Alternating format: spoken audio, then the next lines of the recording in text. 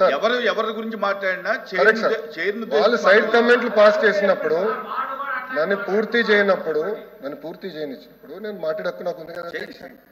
గౌరవ సభ్యులు ఏమన్నారు, పాఠశాలలకు వెళ్ళాను, అక్కడ అమ్మఒడి ఎంతమందికి వస్తుందని అడిగారు. ఆ ప్రోగ్రామే లేదు. ఇప్పుడు తల్లికి వందనం ఆబ్వియస్లీ అక్కడ రాలేదని అంటారు. ముందర తెలుసుకోమని చెప్పమని నేను కోరుతున్నాను. నంబర్ 2, ఈరోజు ఇద్దరు మాట్లాడారు అధ్యక్ష. ఒకరు రమేష్ గారు మాట్లాడారు, ఇంకోటి ఇజ్రాయెల్ గారు మాట్లాడారు. ఒక ఆయనేమో 63 లక్షల మందికి వచ్చిందంటారు, ఇంకొక ఆయనేమో 57 లక్షల మందికి వచ్చిందంట. ముందర మీరు క్లారిటీ తెచ్చుకోండి, ఎంతమందికి వచ్చింది. మీకే క్లారిటీ లేదు. మీ పార్టీలో ఇద్దరు సభ్యులు మాడితే ఒక్కొక్కరు ఒక నంబర్ చెప్తారు. నంబర్ 2, 63 లక్షల మందికి మీరు ఇచ్చారు, మిగతా వాళ్ళకి ఎందుకు డిలే చేశారు? నేను ఆ రోజే చెప్పాను అధ్యక్ష. పిల్లలు ఫస్ట్ క్లాస్లో జాయిన్ అయిన తర్వాత అపార్ ఐడి ద్వారా ఏ పాఠశాలలో జాయిన్ అయ్యారో మాకు తెలుస్తుంది. అది అయిన వెంటనే మేము డబ్బులు ఇస్తాం. సేమ్ థింగ్ 10th క్లాస్ నుంచి 11th క్లాస్కి వెళ్ళినప్పుడు ఆ ట్రాన్సిషన్లో అక్కడ చేరిన తర్వాత మేము వెరిఫై చేసుకొని డబ్బులు ఇస్తాము అధ్యక్ష. మేము కట్టుబడి ఉన్నాం. ఎక్కడన్నా గ్యాప్స్ ఉంటే అధ్యక్ష చాలా ట్రాన్స్పరెంట్గా వాట్సాప్ ద్వారా హాయిగా వాళ్ళు మెసేజ్ పెట్టచ్చు. ఒకవేళ రాకపోతే ఏ కారణాల వల్ల వాళ్ళకి రాలేదో కూడా చెప్తా అధ్యక్ష. అక్కడ రిడ్రెసల్ మెకానిజం కూడా వాళ్ళ ఇంట్లో కూర్చుని ఎక్కడికి వెళ్ళాల్సిన అవసరం వాట్సాప్ ద్వారానే కమ్యూనికేట్ చేసుకోవచ్చు అధ్యక్ష. మన మిత్రాన్ని కూడా మేము పెట్టాం.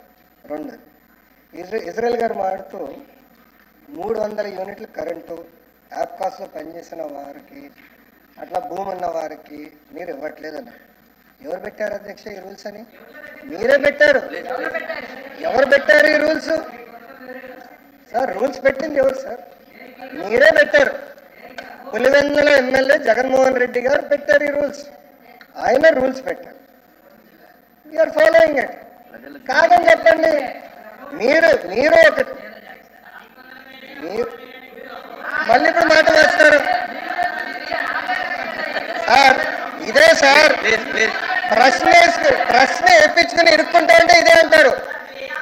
ఇప్పుడు నేను సూటిగా వాళ్ళకి సమాధానం చెప్తున్నా.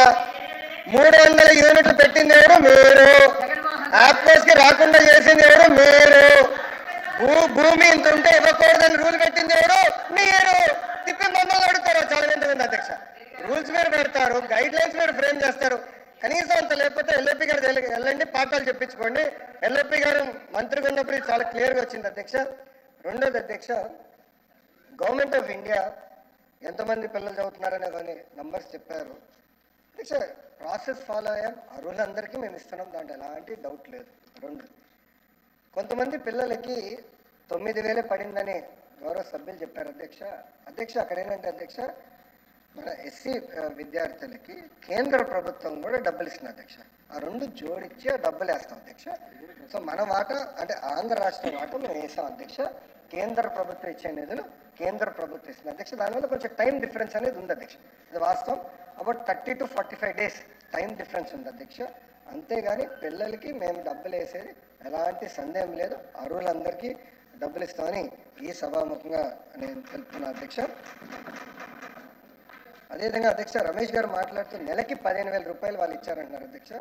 ఇచ్చింది సంవత్సరానికి 13,000 రూపాయలు అధ్యక్ష. అది కూడా మళ్ళీ చివరి సంవత్సరంలో ఇంకొక 500 తగ్గించారు అధ్యక్ష. ఇచ్చింది 4 సంవత్సరాలు అధ్యక్ష. మేము కట్టుబడి ఉన్న కార్యక్రమానికి తప్పనిసరిగా ప్రతి సంవత్సరం తల్లికి వందనం ఎంతమంది అర్హులు ఉన్నా అంతమంది అర్హులకి ఇస్తాం అధ్యక్ష. ఇజ్రాయెల్ గారు మాట్లాడుతూ రేషన్ కార్డు లేకపోతే మీరు ఇవ్వట్లేదు అంటారు అధ్యక్ష. ఎట్లా ఇవ్వాలి అధ్యక్ష? అడిగేదానికి కూడా ఉండాలి. ఏదో బేసిస్ ఉంటుంది అధ్యక్ష. ప్రభుత్వం ఒక కార్యక్రమం చేయాలంటే బేసిస్ ఉంటుంది. రేషన్ కార్డు లేదంటారు. ఎస్, కూటమి ప్రభుత్వ అధికారంలోకి వచ్చిన రేషన్ కార్డులు కూడా ఇచ్చాం అధ్యక్ష. కొత్త కార్డులు డిజైన్ చేసాం. ఏ రాజకీయ నాయకుడు ఫోటో కూడా లేదు అధ్యక్ష. ఆ రేషన్ కార్డులో డిజిటల్ స్మార్ట్ కార్డు ఇచ్చాం. నీట్గా గవర్నమెంట్ ఆఫ్ ఆంధ్రప్రదేశ్ లోగో పెట్టి కార్డు ఇస్తాం. కార్డు వచ్చిన తర్వాత అర్హులు ఎవరు ఉంటే మిస్ అయి ఉంటే తప్పనిసరిగా ఈ తల్లికి వందనం వర్తించే బాధ్యత మేము తీసుకుంటాం అధ్యక్ష. సార్ ఇంకోటి ప్లీజ్ గత ప్రభుత్వంలో ఈ పారిశుద్ధ్య కార్మికులకి ఎగ్జామ్స్ ఉండేదండి. అంటే మెమో ద్వారా గైడ్లైన్స్లో మార్చారు. శానిటరీ వర్కర్స్కి అవుట్సోర్సింగ్ వాళ్ళకి అందరికీ కూడా ఈ యొక్క తల్లికి వందనం కానీ లేకపోతే అప్పుడు అమ్మఒడి కానీ వచ్చేది. కానీ ఇప్పుడు శానిటరీ వర్కర్స్ కూడా రావట్లేదు. అదేమన్నా మీరు దాన్ని సరి చేయగలుగుతారా అధ్యక్ష? ఆశా వర్కర్స్, దాని తర్వాత పారిశుద్ధ్య కార్మికులు, అంగన్వాడీ వర్కర్స్ విషయంలో అధ్యక్ష మేము డిస్కస్ చేస్తున్నాం. ఇది గతంలో కూడా నేను చెక్ చేశాను అధ్యక్ష, చాలా స్పష్టంగా మీరు చూస్తే. అంటే గతంలో పారిశుద్ధ్య కార్మికులకి రిలాక్సేషన్ ఉంది కదండి? లేదు అధ్యక్ష, ఉందండి, జీవో ఉంది, మెమో ఉంది. ఇక్కడ ఏం రాస్తుందంటే అధ్యక్ష, government employment, no member in government service / pension schemes, sanitation workers and low income government employees earning below 10,000 in rural areas and 12,000 in urban areas are exempted from the ineligibility rules of తల్లికి వందనం. మేము ఇచ్చాం అధ్యక్ష, ఇది కూటమి ప్రభుత్వ అధికారంలోకి వచ్చింది ఇచ్చింది అధ్యక్ష. మళ్ళీ చదువుతాను అధ్యక్ష. No members in government service / pension schemes, అర్హులు కాదు, కానీ sanitation workers and low income government employees earning below 10,000 in rural areas or 12,000 in urban areas are exempted from the ineligibility rules of తల్లికి వందనం. సో రూరల్ ఏరియాస్లో 10,000 కన్నా తక్కువ జీతం వస్తే తల్లికి వందనం వర్తిస్తుంది అధ్యక్ష. అర్బన్లో 12,000 రూపాయల కన్నా తక్కువ వస్తే జీతం తల్లికి వందనం వర్తిస్తుంది అధ్యక్ష.